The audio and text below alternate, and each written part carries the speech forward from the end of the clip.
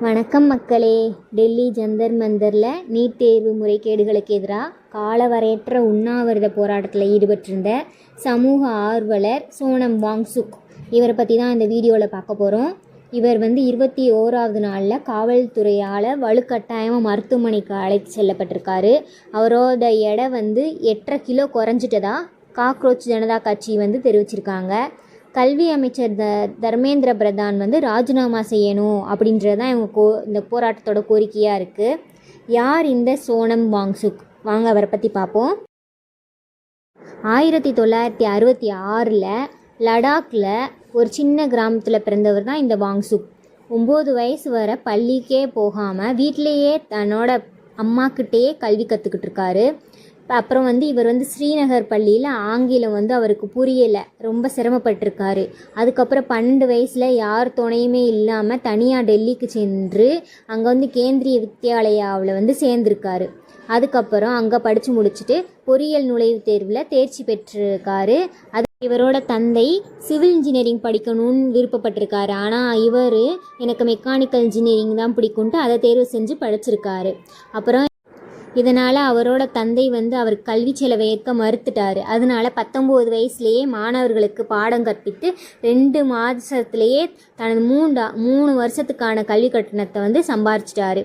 அதுக்கப்புறம் 1988 செக்மால் அப்படின்ற இயக்கத்தை நிறுவி லடாக்கில் பள்ளி கல்வியில் மாற்றத்தை கொண்டு வந்திருக்காரு. 10ஆம் வகுப்பு தேர்ச்சி விதத்தை 5% 75% உயர்த்தியிருக்காரு. அதுக்கப்புறம் Himalayan Institute of Alternatives Ladakh அப்படின்ற மாற்று வழி கல்வி நிறுவனத்தையும் தொடங்கியிருக்காரு.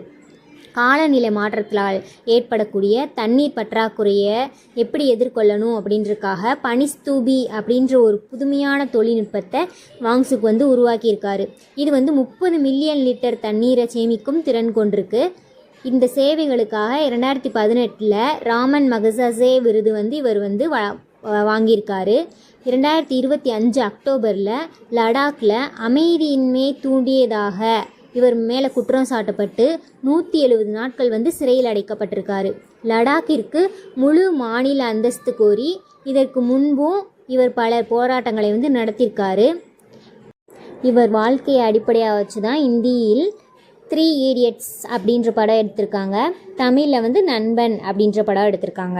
அதுக்கப்புறம் இப்போது நீட் தேர்வு முறைகேடுகளை கண்டித்து 26 நாட்கள் உண்ணாவிரத போராட்டம் நடத்தியிருக்காரு. போராட்டத்தோட முக்கிய நோக்கங்கள் என்னென்னா, நீட் தேர்வு வினாத்தாள் கசிஞ்சிருக்கு, அதுக்காகவும் மத்திய கல்வி அமைச்சர் தர்மேந்திர பிரதான் பதவி விலகணும் அப்படின்றதுக்காகவும் இந்த போராட்டத்தை நடத்துகிறாங்க.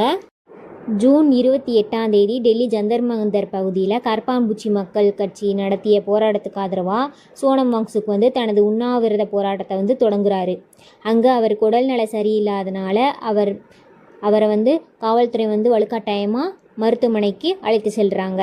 அது 23 ஜூலை அன்று பேச்சுவார்த்தை நடந்ததுக்கு அப்புறம் தன்னோட 26வது நாளில் உண்ணாவிரதத்தை முடிச்சுக்கிறதா இந்த வாங்சுக் அறிவிச்சிருக்காரு. நன்றி மக்களே. மீண்டும் இதுபோல் நிறைய தகவல்கள் தெரிஞ்சுக்கணுமா என்னோட சேனலை சப்ஸ்கிரைப் பண்ணுங்கள், மறக்காமல் லைக் பண்ணுங்கள், கமெண்ட் பண்ணுங்கள், ஷேர் பண்ணுங்கள்.